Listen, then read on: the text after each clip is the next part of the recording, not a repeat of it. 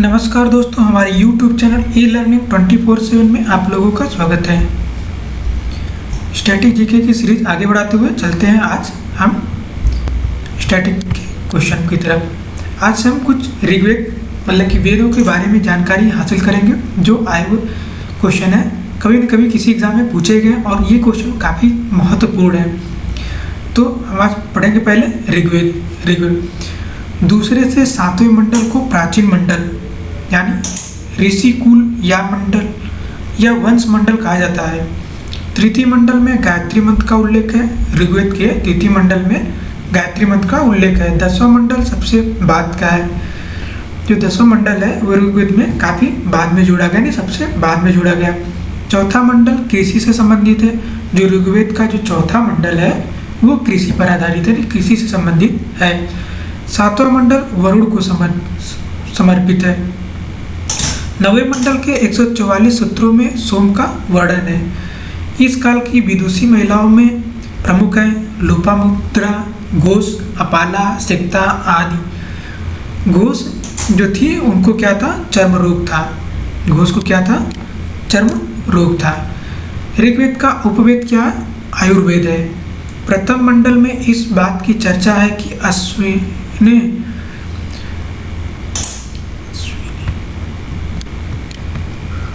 अश्विनों ने मनु को हल चलाना सिखाया था। सर्वप्रथम चारों वर्णों पुरोहित, राजन्य, वैश्य, शूद्र का उल्लेख ऋग्वेद के 10वें मंडल के पुरुष सूक्त में मिलता है, जो सबसे बाद में जोड़ा गया था 10वां मंडल, जिसमें पुरोहित का उल्लेख 15 बार, राजन्य का 9 बार और वैश्य व शूद्र का जो उल्लेख है वो एक बार हुआ है।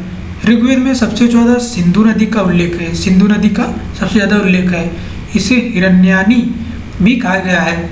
ऋग्वेद में सरस्वती नदी को नदी तमा यानी नदियों में उत्तम कहा गया। सबसे ज़्यादा उल्लेख किसका हुआ है, सिंधु नदी का, लेकिन जो सरस्वती नदी है उसको क्या कहा है, नदियों में उत्तम। आइए जानते हैं सामवेद के बारे में। सामवेद में ऐसे मंत्रों का संकलन है जिन्हें गाया जा सकता था। सामवेद के पुरोहित उद्गाता कहलाते थे। जो गाना गाते थे वो पुरोहित क्या कहलाते थे, उद्गाता। संगीत के 7 स्वरों की जानकारी सर्वप्रथम सामवेद से मिलती है। सामवेद का उपवेद क्या है, गांधर्व।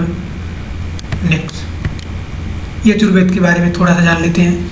यजुर्वेद में यज्ञ संबंधी दानों का वर्णन है। इसका उपवेद जो है वो धनुर्वेद है।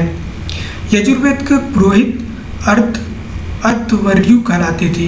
यजुर्वेद का अंतिम भाग ईशोपनिषद है। अथर्ववेद समस्त वेदों का सार अथर्ववेद में है। समस्त वेदों का सार अथर्ववेद में ही है। इसे ब्रह्मवेद भी कहते हैं। चांदी व गन्ने के बारे में सर्वप्रथम उल्लेख अथर्ववेद में मिलता है। मगध के लोगों को भ्रात्य कहा गया है जो वैदिक नियमों का पालन नहीं करते। ब्रह्मचर्य के बारे में सर्वप्रथम जानकारी अथर्ववेद में मिलता है।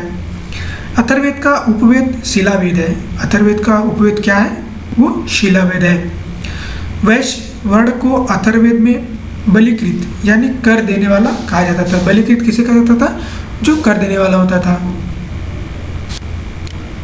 गोत्र का सर्वप्रथम उल्लेख अथर्ववेद में किया गया है। जो गोत्र पूछा जाता है ना किसी से कि आपका गोत्र क्या है, तो उसका जो उल्लेख है वो सर्वप्रथम कहाँ पर किया गया, वो अथर्ववेद में किया गया है। गोपत ब्राह्मण के रचनाकार गोपत ऋषि माने जाते हैं। मुंडकोपनिषद में यज्ञ की तुलना जो है वो टूटी फूटी नाव से की गई है। अथर्ववेद में रोग नाशक मंत्र जैसे जादू, टोना, विवाह गीत,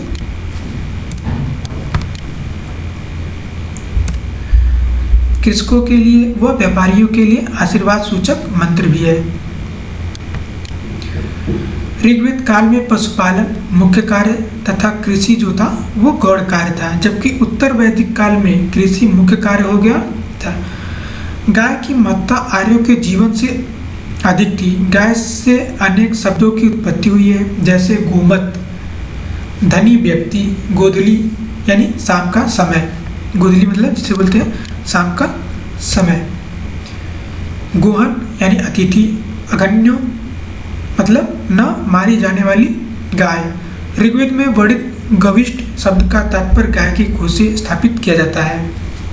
पुत्री को दुहित्री यानी गाय दुहने वाली कहा जाता था। पश्चिम शासक स्वराट, पूर्व शासक सम्राट, दक्षिण शासक भोज व मध्य शासक राजा, उत्तर का शासक विराट। ऋग्वैदिक काल के सबसे महत्वपूर्ण देवता कौन थे? वो इंद्र थे, जिनका करीबन 250 बार उल्लेख हुआ है। इंद्र को पुरंदर व रथश्रेष्ठ कहा जाता था। दोस्तों वीडियो कैसा लगा?